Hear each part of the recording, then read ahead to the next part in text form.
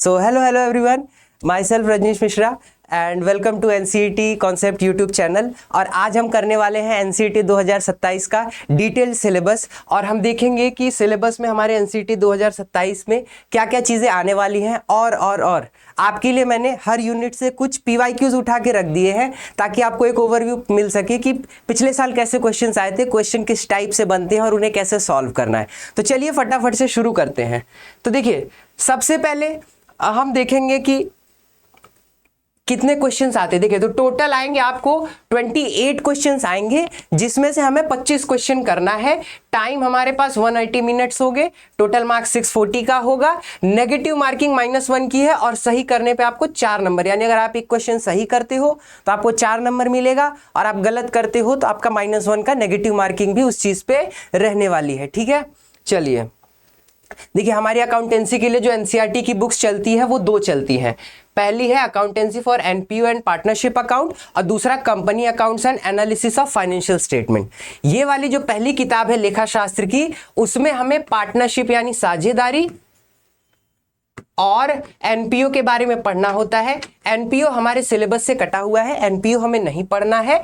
हमें पढ़ना है सिर्फ और सिर्फ पार्टनरशिप के बारे में, यानी पहली बुक में हम पढ़ेंगे साझेदारी के बारे में कि जैसे साझेदारी क्या, 2 पार्टनर्स हैं, 2 लोग हैं, उन्होंने आपस में एग्रीमेंट किया और उन्होंने एक साथ कोई बिजनेस चलाना शुरू कर दिया तो उसको पार्टनरशिप बोलते हैं। उसके बारे में हम डिटेल में पढ़ेंगे, पार्टनरशिप क्या होती है क्या नहीं।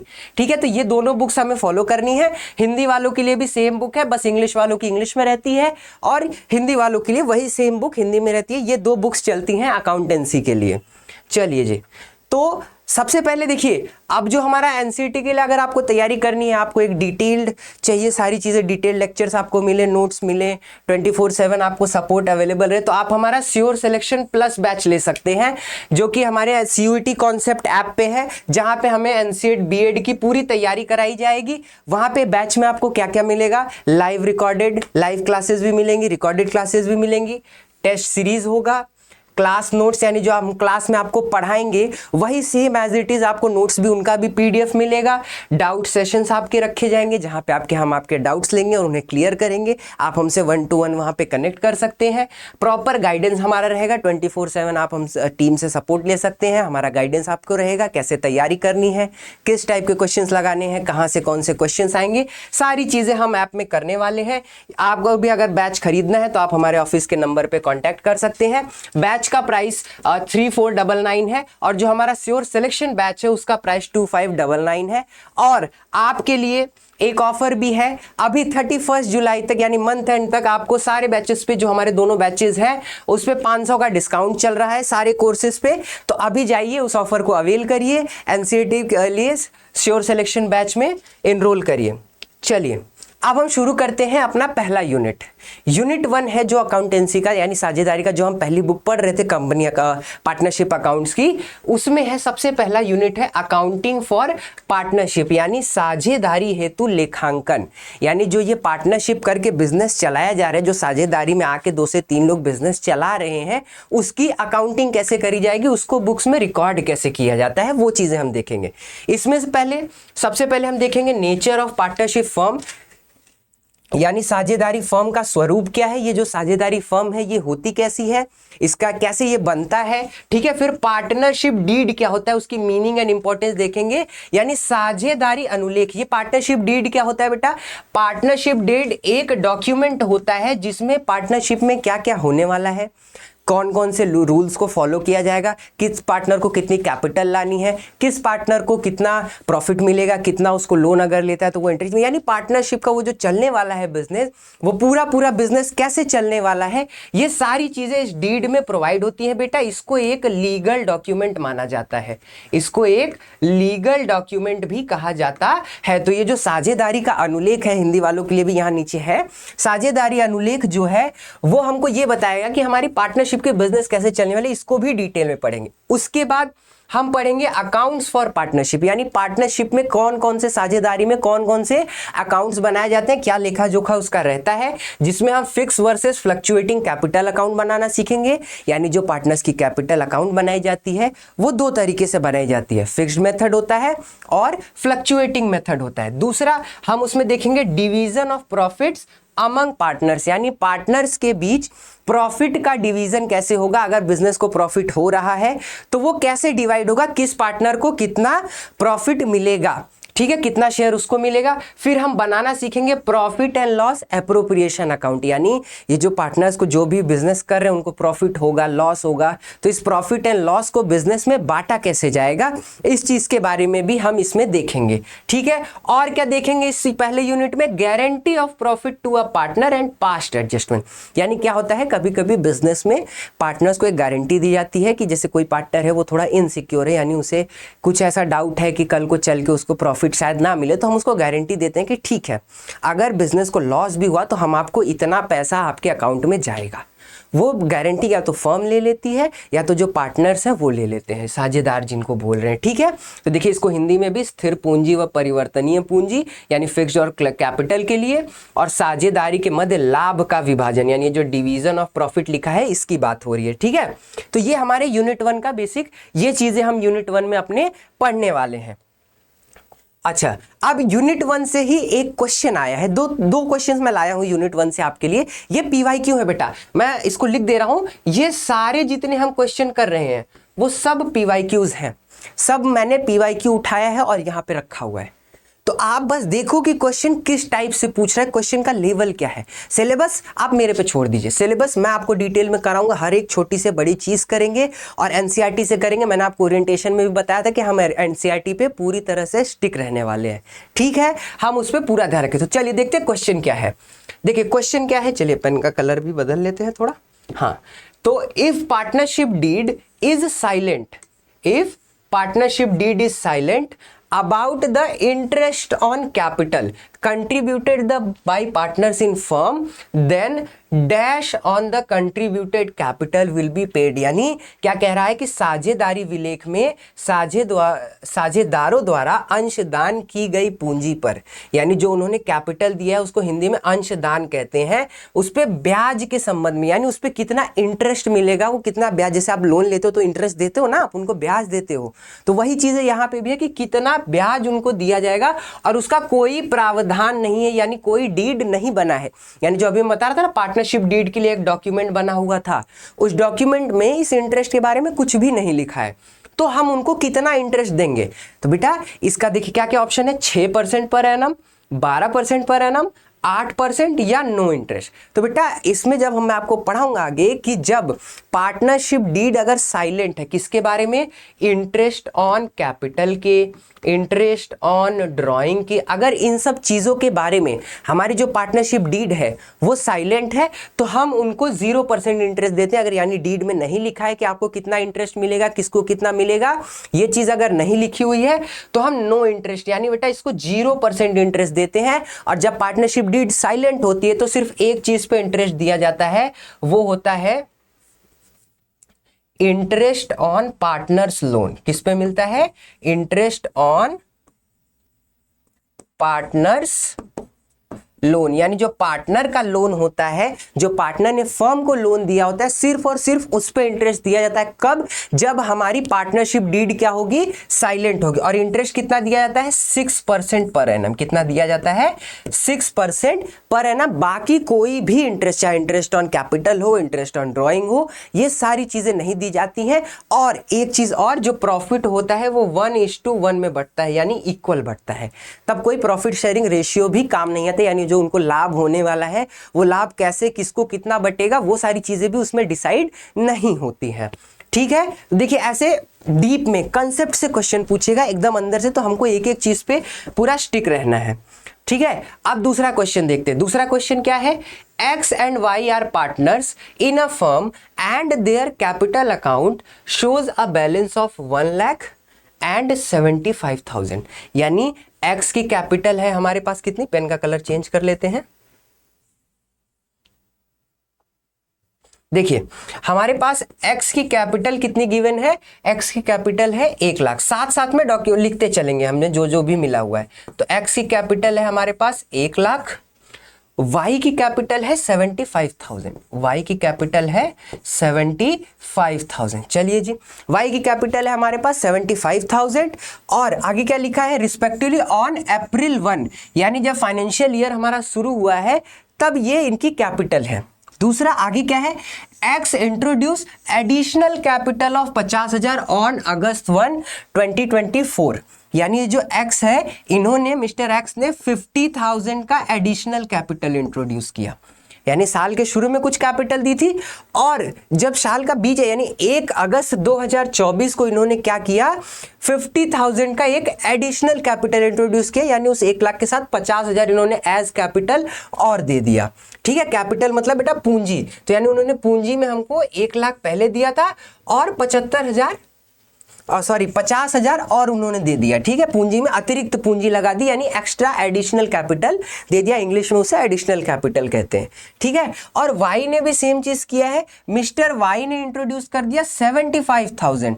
इन्होंने 75,000 पहले दिया था और 75,000 की एडिशनल कैपिटल और लगा दी। इन्होंने कब लगाई है, अक्टूबर में। कब लगाई, अक्टूबर में, और इन्होंने लगाई है अगस्त में। सब दोनों लोगों ने पहली तारीख को लगाया है। ठीक है, इन्होंने भी पहली तारीख को लगाया है।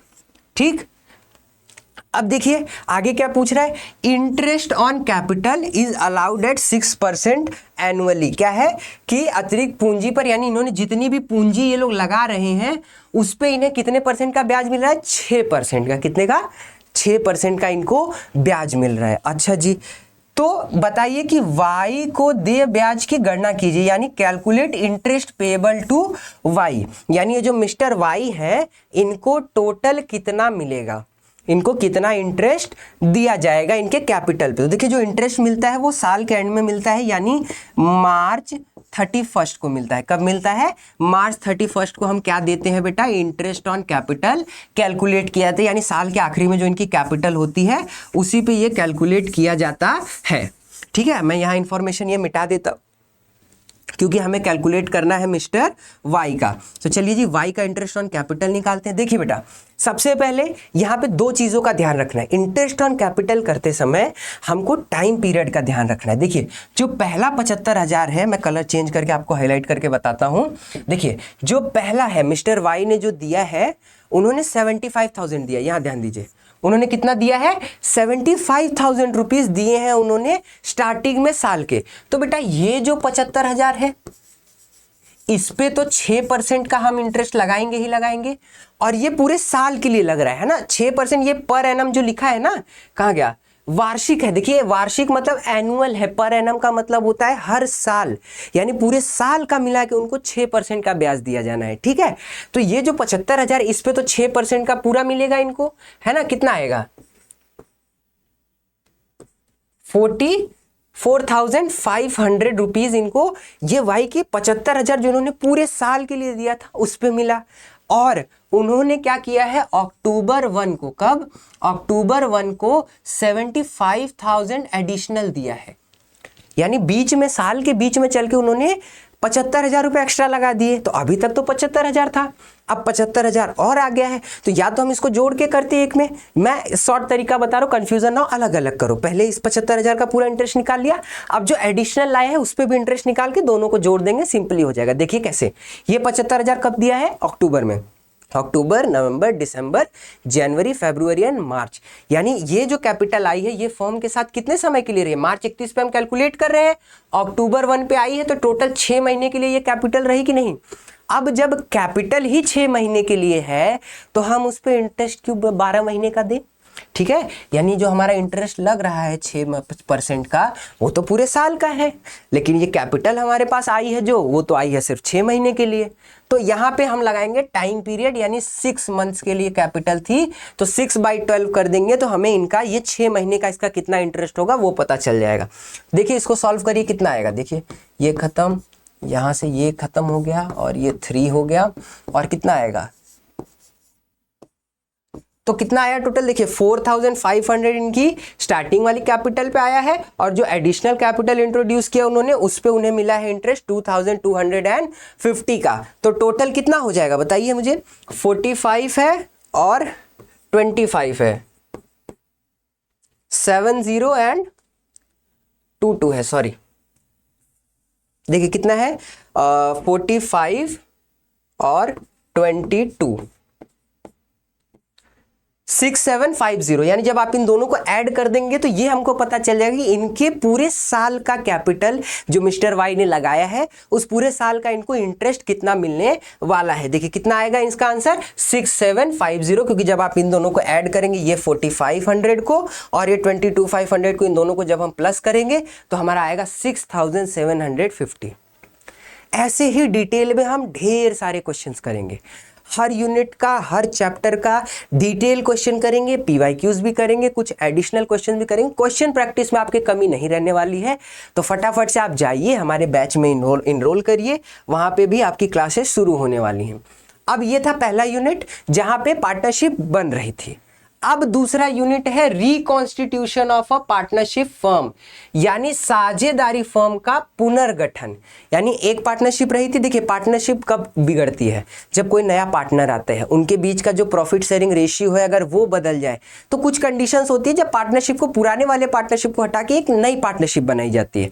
तो अब हम उसी को देखने वाले, reconstitution of a partnership firm, यानी जो साझेदारी फर्म है उसका पुनर्गठन कब कब होता है। देखिए इसमें क्या क्या पढ़ने वाले, क्या क्या टॉपिक्स है। सबसे पहला है change in profit sharing ratio among the existing partner, यानी जो कि विद्यमान साझेदार है, यानी जो करेंटली अभी फिलहाल में उस पार्टनरशिप में काम कर रहे हैं, अगर उनके बीच में जो साझा किया गया है कि बेटा हमें प्रॉफिट होगा तो हम इतने में बांटेंगे, अगर वो चेंज हो जाए, क्या हो जाए, वो मध्य लाभ विभाजन, प्रॉफिट शेयरिंग रेशियो को हिंदी में क्या कहते हैं, मध्य लाभ विभाजन, यानी जो उनका प्रॉफिट शेयरिंग रेशियो है अगर वो बदल जाए, पहले अगर 2:3 था, है ना, अब बदल के हो जाए 3:5 हो जाए, तो ये क्या हुआ, इनका प्रॉफिट शेयरिंग रेशियो क्या हो गया, चेंज हो गया, इनका प्रॉफिट शेयरिंग रेशियो चेंज हो गया। तो अब अगर ये चेंज हो जाएगा तब भी रिकॉन्स्टिट्यूशन ऑफ पार्टनरशिप होगा, यानी जो साझेदारी फर्म है उसका पुनर्गठन हो जाएगा, वो फिर से नया एक पार्टनरशिप बन जाएगा। उसमें हम क्या क्या चीजें पढ़ेंगे, सैक्रिफाइसिंग रेशियो क्या होता है और गेनिंग रेशियो क्या होता है, यानी कौन त्याग किया है, त्याग अनुपात यानी सैक्रिफाइसिंग रेशियो, कितने कितना त्याग किया, कितने सैक्रिफाइस अपना रेशियो कर दिया, और किसने कितना गेन कर लिया, क्या कर लिया, गेन कर लिया, यानी लाभ पा लिया उस जो भी रेशियो था, यानी जो भी विभाजन का अनुपात था उसमें किसने कितना त्याग किया है और किसको कितना लाभ हुआ है, ये दोनों चीजें हम उसमें देखेंगे। ठीक है, दूसरा क्या है, accounting for revaluation of assets and reassessment of liabilities, यानी परिसंपत्तियों का पुनर्मूल्यांकन, दायित्वों का पुनर्मूल्यांकन तथा संचित लाभ एवं आरक्षित निधियों के वितरण का लेखांकन, यानी distribution of reserves and accumulated profit. यानी दूसरा हम देखेंगे कि जो भी हमारे पास एसेट है, तो बेटा जब रिकंस्टिट्यूशन यानी पुनर्गठन होता है तो जितने भी कंपनी में एसेट होती हैं, यानी जितने भी उनके पास क्या होती है, परिसंपत्तियां होती हैं, जितनी भी लाइबिलिटीज होती हैं, सारी चीजों का क्या किया जाता है, रिवैल्यूएशन किया जाता है। क्या किया जाता है, पुनर्मूल्यांकन, यानी उनका फिर से कैलकुलेशन किया जाता है कि अब उनकी कितनी वैल्यू है। दूसरा क्या किया जाता है बेटा, डिस्ट्रीब्यूशन ऑफ रिजर्व्स। रिजर्व मतलब एक तरह समझ चलो एक गुल्लक, जिसमें हम पैसे इकट्ठा करते। गुल्लक सबके पास होगा, कभी ना कभी किसी सब ने एक गुल्लक तो बनाया ही होगा, है ना। तो उस गुल्लक में जब पैसा इकट्ठा किया जाता है उसी को बोलते हैं रिजर्व। एंड एक्यूमुलेटेड प्रॉफिट, क्या, एक्यूमुलेटेड प्रॉफिट, इसका मतलब है कि एक्यूमुलेटेड प्रॉफिट मतलब जो प्रॉफिट्स हमारे पास आएंगे उसका भी डिस्ट्रीब्यूशन होगा। तो ये सारी चीजें भी हम पढ़ेंगे कि डिस्ट्रीब्यूशन कैसे होता है, उसकी जनरल एंट्री क्या होगी, अकाउंट क्या बनेगा, सारी चीजें हम डिटेल में एनसीईआरटी के साथ पढ़ेंगे। इस बार एनसीईआरटी की तैयारी हमें जोरों शोरों से करनी है और अपना ड्रीम कॉलेज सब पाओ, ये मेरा ड्रीम है। मेरा ड्रीम ये है कि आप अपने ड्रीम कॉलेज को अचीव कर सको। ठीक है, अगला क्या है, देखिए गुडविल के बारे में पढ़ेंगे, जिसको हिंदी में कहा जाता है ख्याति। गुडविल का अगर आपको एक छोटा सा इंट्रोडक्शन दूं बेटा, तो गुडविल का मतलब है आपका कितना नाम है मार्केट में। जैसे मैं बोलूं टाटा कंपनी, तो टाटा कंपनी को लगभग हर लोग जानते हैं, जितने लोग हैं सब उसको जानते हैं, तो इसका मतलब मार्केट में टाटा कंपनी की गुडविल बहुत ही अच्छी है, यानी उसे सब लोग जानते हैं, तो वो उसकी गुडविल कहलाएगी। गुडविल के बारे में हम क्या क्या पढ़ेंगे, उसका नेचर पढ़ेंगे, यानी उसका स्वरूप कैसा है, गुडविल होता क्या है, factors affecting and method of valuation, यानी ये गुडविल को मार्केट में जो आपका नाम है वो किस किस वजह से अफेक्ट होता है, यानी उस पर किस किस वजह से प्रभाव पड़ता है, यानी उसको प्रभावित करने वाले कारक, यानी जो हमारा नाम है उसको किस किस चीज से हानि हो सकती है, किस किस चीज से लाभ हो सकता सकता है वो भी देखेंगे, तथा मूल्यांकन की विधियां, यानी ये गुडविल का ना बेटा कैलकुलेशन भी किया जाता है ताकि हमको पता रहे पार्टनर अपने लिए गुडविल का क्या करते हैं, वो कैलकुलेशन भी करते हैं, वो गुडविल की एक कैलकुलेशन करते हैं कि गुडविल हमारा कितना अभी फिलहाल में मार्केट में है, उसका ये लोग क्या करते हैं, कैलकुलेशन करते हैं। कैलकुलेशन करने का बेटा 3 मेथड होता है, क्या क्या, average profit, super profit and capitalisation method. कौन कौन सा है देखिए, औसत लाभ विधि, अधिलाभ विधि तथा पूंजीकरण विधि। ये 3 तरीका है। 3 तरीका क्या होता है हम इसको आगे लेक्चर्स में अपने बहुत ही डिटेल में और एग्जांपल्स के साथ पढ़ेंगे। यानी ये कुछ तरीके होंगे जिससे क्या किया जाएगा, हमारे गुडविल की कैलकुलेशन होगी, यानी जो ख्याति है हमारी उसका क्या किया जाएगा, मूल्यांकन। ठीक है, चलिए इससे रिलेटेड एक क्वेश्चन देखते हैं। अच्छा, क्वेश्चन से पहले इसमें और क्या क्या चीजें पढ़ने वाले, ये जो रिकंस्टिट्यूशन है यानी पार्टनरशिप फिर से पुनर्गठन होता है, तो पहला कारण तो क्या होगा, जब उनके बीच का जो अनुपात है जिसमें वो लाभ और हानि को बांटने वाले यानी प्रॉफिट शेयरिंग रेशियो है वो चेंज होगा। दूसरा क्या होगा, एडमिशन ऑफ अ पार्टनर, यानी कोई नया पार्टनर आएगा, यानी उसमें एक जैसे 2 पार्टनर पहले से काम कर रहे थे, उन्होंने किसी तीसरे एक और पार्टनर को ला दिया, तो वो कहलाता है एडमिशन ऑफ अ पार्टनर, यानी साझेदार का प्रवेश, एक नया साझेदार आ जाना। ठीक है, तो उसमें क्या क्या effects of admission of a partner, यानी जब वो पार्टनर नया आ जाएगा बिजनेस में तो उससे क्या क्या इफेक्ट पड़ेगा।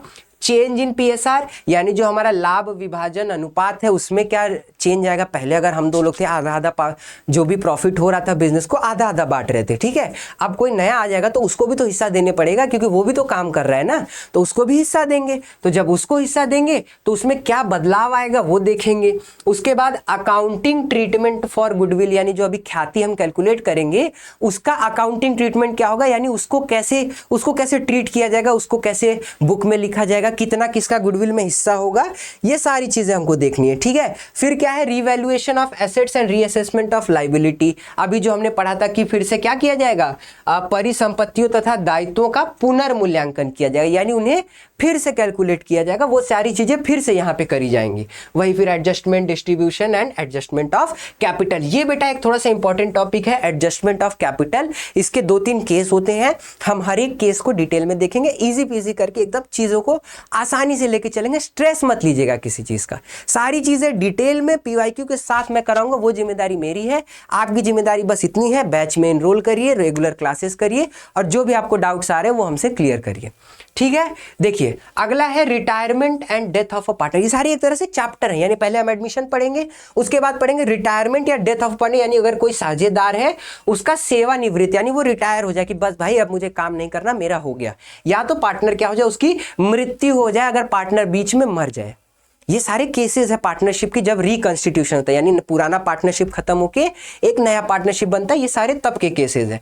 तो जो साझेदार का सेवानिवृत्ति, इसमें क्या क्या देखें, इसमें भी वही है, change in PSR, accounting treatment of goodwill, revaluation of asset and reassessment of liabilities, वही सारी चीजें लगभग वही चलने वाली है। इसमें नई चीज क्या आएगी बेटा, एडजस्टमेंट ऑफ एक्यूमुलेटेड प्रॉफिट यानी रिजर्व्स, जो गुल्लक हम बना रहे होंगे उसका अकाउंटिंग ट्रीटमेंट क्या होगा हम वो भी देखेंगे।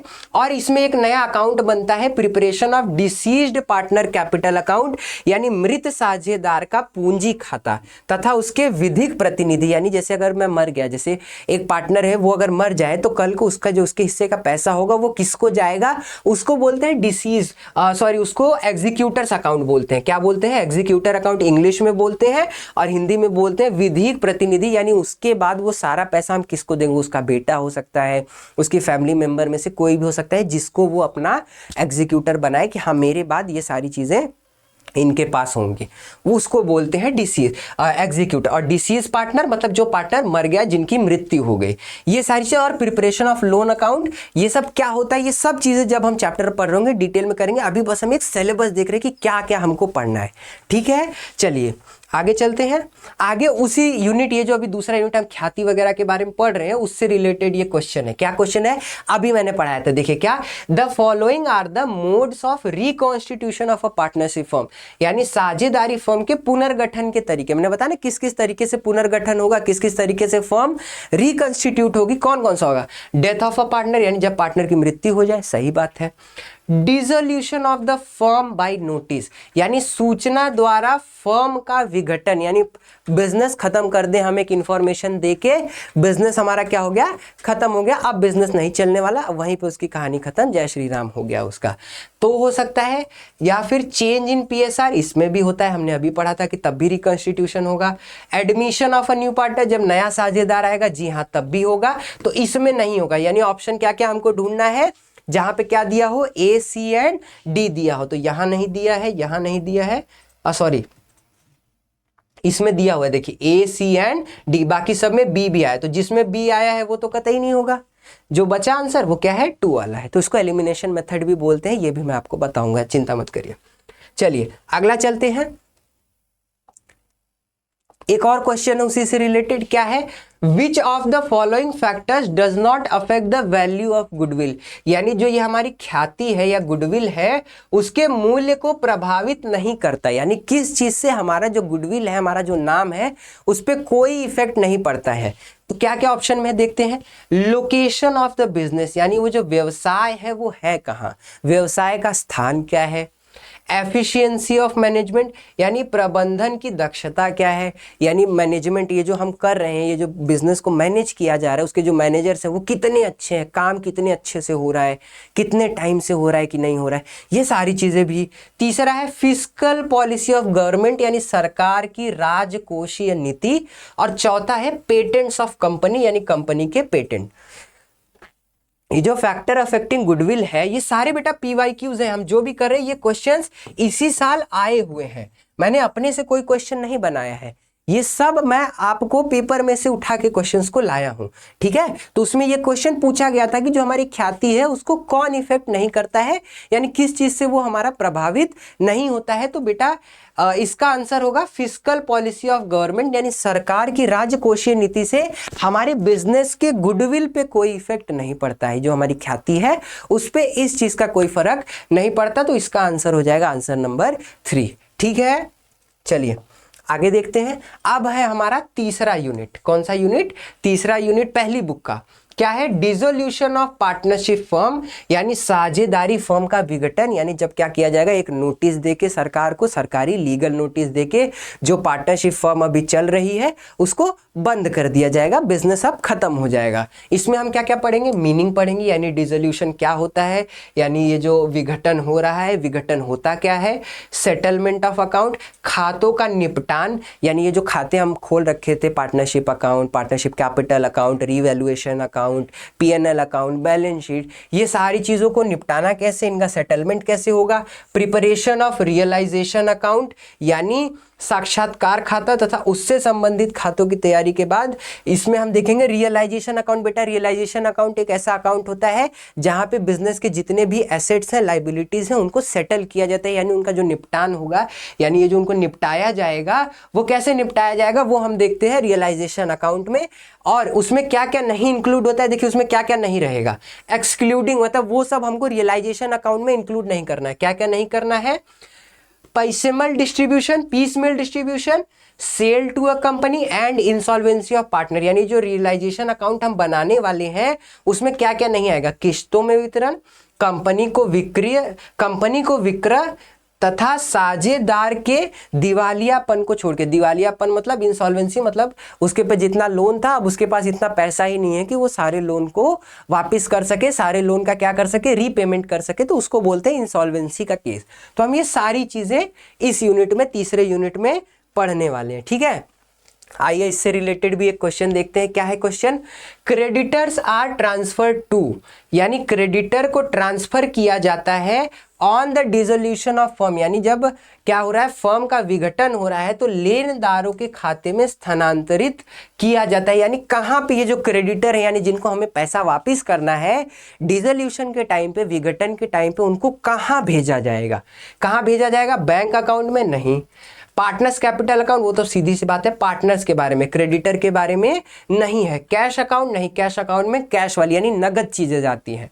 तो बचता क्या बेटा, रियलाइजेशन अकाउंट, यानी जो साधारण खाता हम बनाने वाले, यानी यहाँ बताया ना मैंने कि प्रिपरेशन ऑफ रियलाइजेशन अकाउंट, यहाँ पे तो ये जो क्रेडिटर्स होंगे वो कहाँ जाएंगे बेटा, रियलाइजेशन अकाउंट में, कहाँ जाएंगे, रियलाइजेशन अकाउंट में। क्लियर है? देखिए सिलेबस बहुत इजी है, छोटे छोटे हर यूनिट में 2 से 3 टॉपिक है, आराम से समय लेके करेंगे सब कुछ हो जाएगा। देखिए चौथा यूनिट क्या है, चौथा यूनिट आ गया, यहां से बेटा हमारी सेकंड बुक शुरू हो गई। कौन सी बुक शुरू हो गई? सेकंड बुक शुरू हो गई। पहली बुक का अभी तक, पहली बुक में टोटल 3 यूनिट है, पहली बुक में 3 यूनिट है, यहाँ पे दूसरी बुक आ गई, दूसरी बुक आ गई तो हम पेन का कलर भी थोड़ा चेंज कर लेते हैं। सबसे पहले हम क्या क्या पढ़ने वाले? कंपनी अकाउंट्स यानी accounting for share and debenture capital यानी अंश पूंजी और ऋण पत्र पूंजी का लेखांकन। यानी कंपनी अकाउंट्स में हम देखेंगे जब कंपनी शेयर इशू करती है, डिबेंचर इशू करती है, तो उसका अकाउंटिंग कैसे होता है, उसको बुक्स में कैसे रिकॉर्ड किया जाता है, ये चीज हम देखेंगे। इसमें हम क्या क्या देखेंगे? देखिए feature and types of company यानी कंपनियों की विशेषताएं एवं प्रकार, कितने टाइप की कंपनी होती है और किस कंपनी की क्या विशेषता होती है, क्या फीचर्स होती है, ये चीजें हम देखेंगे। फिर हम पढ़ेंगे शेयर कैपिटल क्या होता है यानी अंश पूंजी क्या होती है, और अकाउंटिंग फॉर शेयर कैपिटल यानी जो अंश पूंजी है इसका लेखांकन कैसे होगा, यानी इसको हम रिकॉर्ड कैसे करेंगे, इसको बुक्स ऑफ अकाउंट में, जर्नल में, लेजर में, जहां भी रिकॉर्ड होना है वहां पे ये रिकॉर्ड कैसे होगा, ये भी चीज हम देखेंगे। इसमें क्या क्या हम पढ़ने वाले हैं? Issue and allotment of equity and preference share यानी जो शेयर है इसको कैसे इशू किया जाता है। ओवर सब्सक्रिप्शन, जब शेयर जितना इशू करे उससे ज्यादा पैसा आ जाए तब क्या करते हैं। अंडर सब्सक्रिप्शन, कम पैसा आए तब क्या करते हैं। इशू एट पार, जितने का है उतने में इशू कर दिए। प्रीमियम 10 का है 12 का इशू कर दिए। कॉल्स इन एडवांस, पिछले कॉल का, कॉल क्या होता है वो सारी चीज़ जब आप सिलेबस में पढ़ोगे तब आप समझ आ जाओगे। फिर calls in arrear, issue of shares for consideration other than cash, ये सारी चीज़ें क्या है, जब आप चैप्टर पढ़ोगे तो आपको बहुत ही अच्छे से इस चीज़ की क्लैरिटी आ जाएगी। ठीक है, चलिए आगे देखते हैं। अभी और भी है, क्या है? Accounting treatment of forfeiture share and re issue of forfeited share यानी जो समपहरण तथा संपहरित अंशों का पुनर्निर्गमन का लेखांकन, यानी जो हम अकाउंटिंग फॉर फीचर शेयर का मतलब होता है बेटा जो कंपनी शेयर इशू किया उसे वापस ले ली, यानी आपको इशू करने वाली थी शेयर लेकिन उसने किया नहीं, जब्त कर लिया, वो आपको दिया ही नहीं। ठीक है, उसको बोलते हैं शेयर एंड री इशू, और उसको जो जब्त किया था वो आपका शेयर उठा के किसी दूसरे को, यानी अगर ये पर्सन चिंटू है और ये मिंटू है तो चिंटू का शेयर जब्त करके मिंटू को इशू कर दिया, तो जो जब्त किया वो हो गया फॉरफीचर, और जो री इसको वापस दे दिया दूसरे को उसको बोलते हैं री इशू। क्या बोलते हैं उसको? री इशू बोलते हैं। ठीक है, क्लियर है सबको? अच्छा, तो हम लोग इसमें क्या क्या फिर पढ़ेंगे? Presentation of share capital and debenture in companies balance sheet, यानी जो कंपनी की बैलेंस शीट होती है उसमें इनका शेयर कैसे लाया जाता है, कैसे लाया जाता है। ठीक है, अच्छा आगे इशू ऑफ डिबेंचर, जो ऋण पत्र है। डिबेंचर बेटा एक टाइप का लोन होता है, ऐसे समझ सकते हो आप अभी के लिए कि उसे एक लोन मानते हैं कि डिबेंचर एक लोन होता है जो कंपनी इशू करती है पब्लिक से पैसा लेने के लिए और उसके बदले उन्हें कुछ ब्याज देती है। क्या देती है? ब्याज देती है। तो उसके बारे में भी हम पढ़ेंगे। डिबेंचर क्या होता है, पार पे, प्रीमियम पे, डिस्काउंट पे। Issue of debenture for consideration other than cash, यानी कैश के अलावा भी डिबेंचर कई टाइप से इशू किया जाता है, हम वो भी देखेंगे। ठीक है, और issue of debenture with terms of redemption, यानी कब उसे वापस लाया जाएगा। कोलैटरल सिक्योरिटी की तरह भी इशू किया जाता है। सारी चीजें हम एक एक करके डिटेल में देखेंगे। ठीक, आइए उससे रिलेटेड एक क्वेश्चन देखते हैं चौथे यूनिट से। क्या है?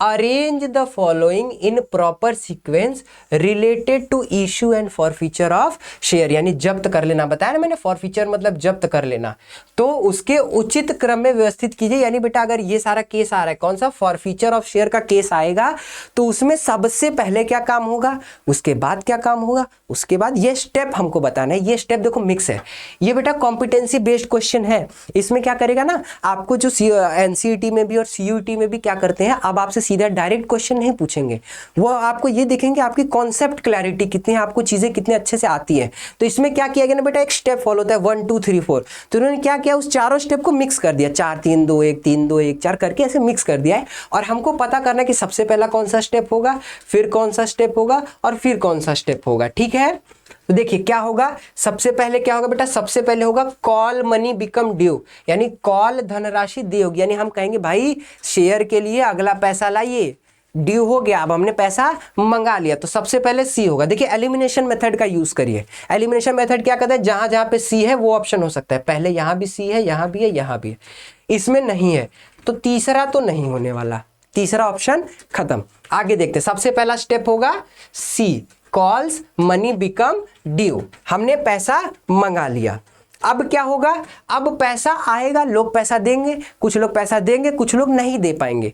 तो जब कुछ लोग नहीं दे पाएंगे तो उस केस में होगा बेटा कॉल्स इन एरियर। क्या होगा, कॉल्स इन एरियर, यानी बकाया कॉल धनराशि, यानी कॉल बकाया हो जाएगा। जो हमने पैसा मंगाया वो हमारे पास आया ही नहीं, तो दूसरा स्टेप होगा कॉल्स इन एरियर। तो बेटा देखिए सी के बाद ए यहां भी है, ए यहां भी, इसमें नहीं है, ये ऑप्शन भी खत्म। एलिमिनेशन मेथड का ये है टेक्निक।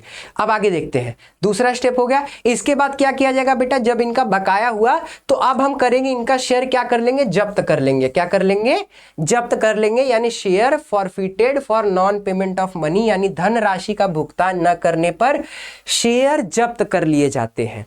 यानी अब हमें, आपने पैसा नहीं दिया, अब हम आपका शेयर जब्त करेंगे। चिंटू का शेयर जब्त हुआ और मिंटू को जाने वाला है, और उसके बाद क्या कर दिया जाएगा, रीइशू, यानी चौथा स्टेप होगा रीइशू। तो बेटा देखो सी ए, तीसरा था डी, यहाँ पे भी डी नहीं था, इसको खत्म किए, मिल गया। चौथे स्टेप पे आपको जाने की जरूरत नहीं पड़ी। आप इस तरीके से भी कर सकते हो। ऐसा कब होगा, जब आपको सारे कंसेप्ट की क्लैरिटी होगी, जो कि हम देने वाले हैं आपको श्योर सिलेक्शन बैच में। आगे देखिए, अब आते हैं चौथे यूनिट का ही है दूसरा क्वेश्चन। एक और क्वेश्चन है, ये क्या है, in case of issue of shares, यानी जब कंपनी शेयर के निर्गम करती है उसमें क्या होता है, the company has to get minimum subscription. बेटा एक एक्ट है कंपनीज एक्ट 1932, क्या है, कंपनीज एक्ट 1932। ये एक्ट ही इंडिया में जितनी कंपनीज हैं, चाहे प्राइवेट लिमिटेड है या पब्लिक लिमिटेड है, सबको इनके अंडर में क्या करना पड़ता है, रजिस्ट्रेशन कराना पड़ता है। इन्हीं के अंदर सारी चीजें रेगुलेट होती हैं। तो इन्होंने क्या किया बेटा, शेयर्स को लेके एक चीज बनाई, एक लॉ बनाया कि जब आप इशू कर रहे हैं शेयर, तो एक समय निर्धारित किया कि आपको इतने दिन में मिनिमम सब्सक्रिप्शन चाहिए।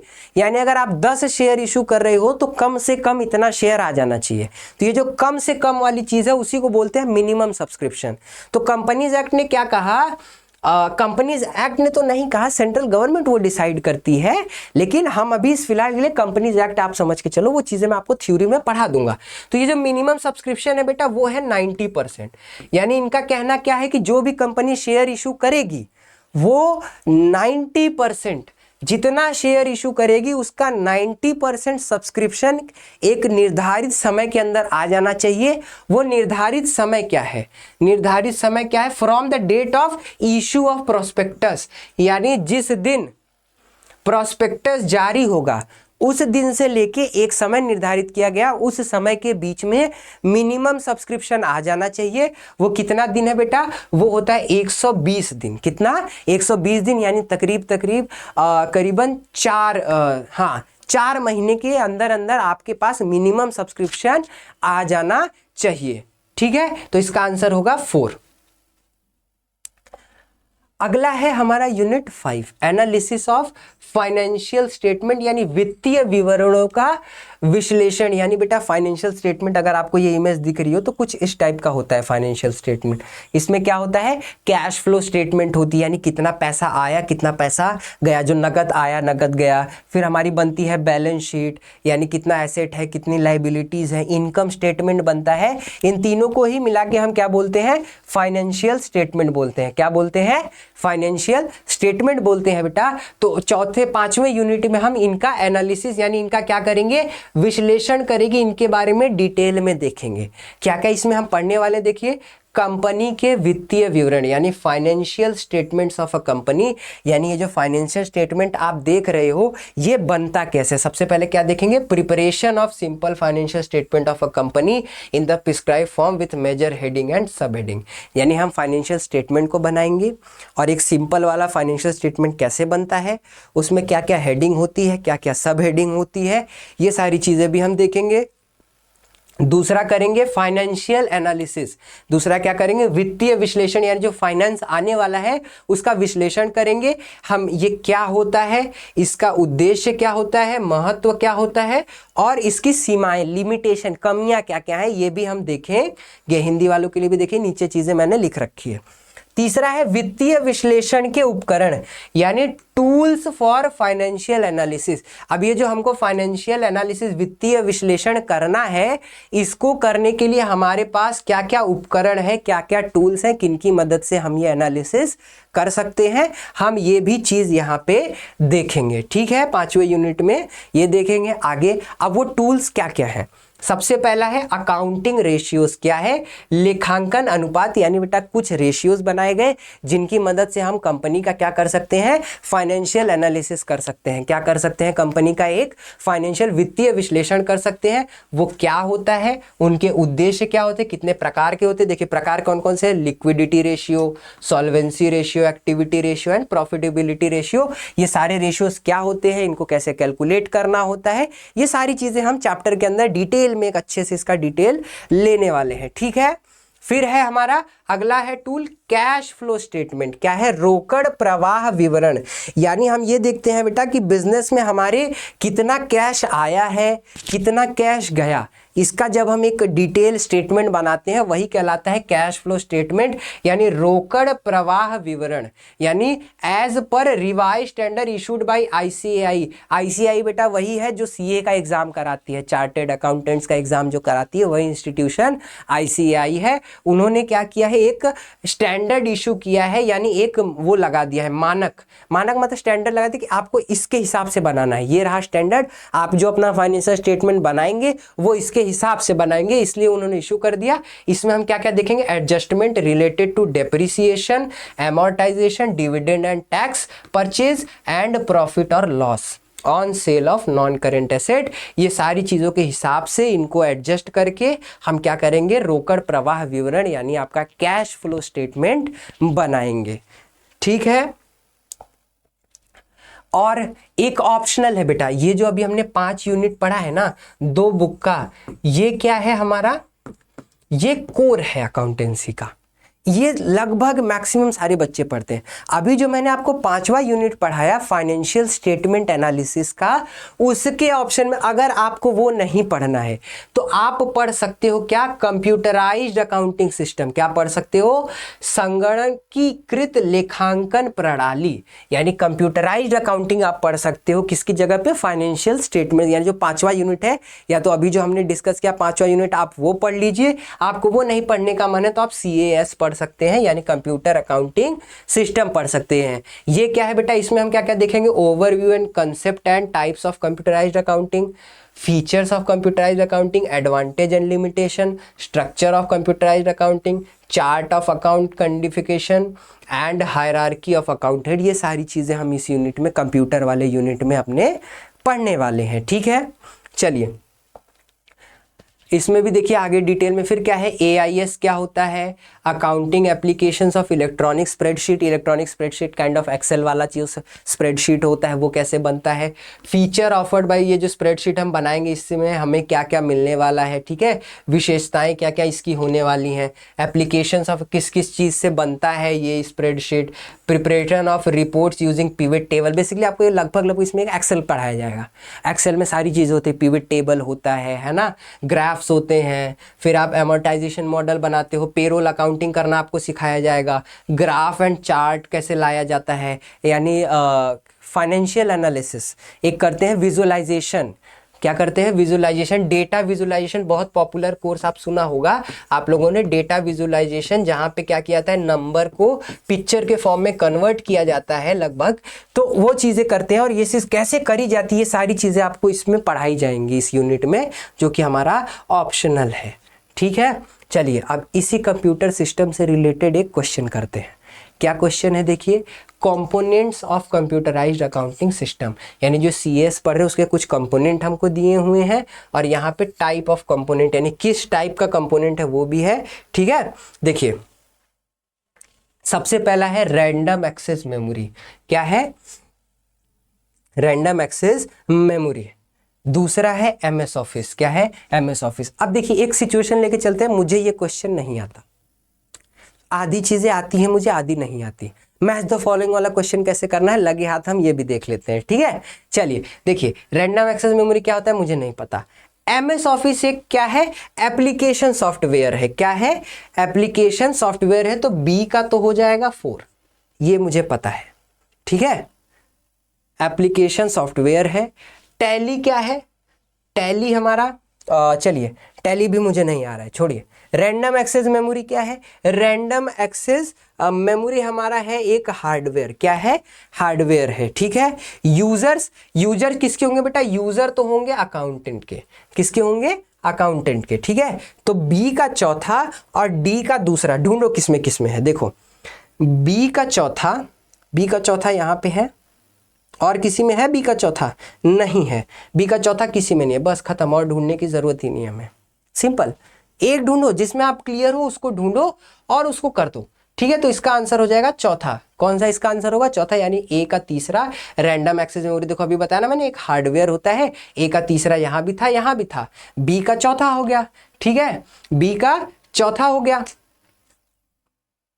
हाँ ठीक है, बी का चौथा हो गया, सी का दूसरा और डी का पहला। ये एक कंप्यूटराइज अकाउंटिंग का पीवाईक्यू था, जो हमने देखा कि एमसीक्यू कैसे सॉल्व। एक ढूंढो आप जिसमें कंफर्म हो, और उसको ऑप्शंस में ढूंढो, ऑप्शंस में वो जहां मिला उसको कर दीजिए, ठीक है। क्लियर है, कुछ ऐसे टाइप्स के सारे बेटा बार बार बता रहा हूं, ये सब क्या है, पीवाईक्यूज है। क्या है, पीवाईक्यूज है, प्रीवियस ईयर क्वेश्चंस हम लाए हुए हैं, ठीक है। तो ये था हमारा एक पूरा डिटेल्ड सिलेबस अकाउंटेंसी का। हमने अकाउंटेंसी का एक पूरा का पूरा डिटेल सिलेबस किया, देखा कि हम क्या क्या पूरे इस साल में पढ़ने वाले हैं, हमें किस किस चीज़ की तैयारी करनी है, किस किस टाइप्स के क्वेश्चंस आएंगे, हम कौन कौन सा क्वेश्चन हमें करना है, कैसे करना है। मैंने थोड़ा वो तरीका भी बता दिया, हमने ये भी बता दिया कि हम आपको एनसीईआरटी पे पूरी तरह से स्टिक रखेंगे। मेहनत हमको पूरी करनी है, हमको पूरी लगन से मेहनत करनी है। आप बैच में हमारे इनरोल कर सकते हैं, ठीक है। देखिए ये CUET कंसेप्ट का हमारा प्यारा सा ऐप है, डाउनलोड कर लीजिए इसको। प्ले स्टोर पर भी अवेलेबल है, ऐप स्टोर पर भी अवेलेबल है। आप, ये हमारा ऑफिस का नंबर है, आपको अगर बैच के रिगार्डिंग, क्लासेस के रिगार्डिंग कोई भी डाउट आता है तो आप इस नंबर पे कांटेक्ट करके हमारे ऑफिस में बात कर सकते हैं और अपने डाउट को क्लियर कर सकते हैं, ठीक है। अभी 500 का डिस्काउंट चल रहा है 31 जुलाई तक का, ध्यान रखिएगा 31 जुलाई तक सारे कोर्सेज पे डिस्काउंट चल रहा है, ठीक है। ये था हमारा सिलेबस का वीडियो। अभी हम आपको लेक्चर्स भी प्रोवाइड करेंगे, आप हमारे श्योर सिलेक्शन या श्योर सिलेक्शन प्लस बैच में इनरोल कर सकते हैं। एंड हमारे प्यारे से चैनल एनसीईटी कॉन्सेप्ट को सब्सक्राइब करिए। मिलते हैं अगले क्लास में। थैंक यू सो मच, धन्यवाद।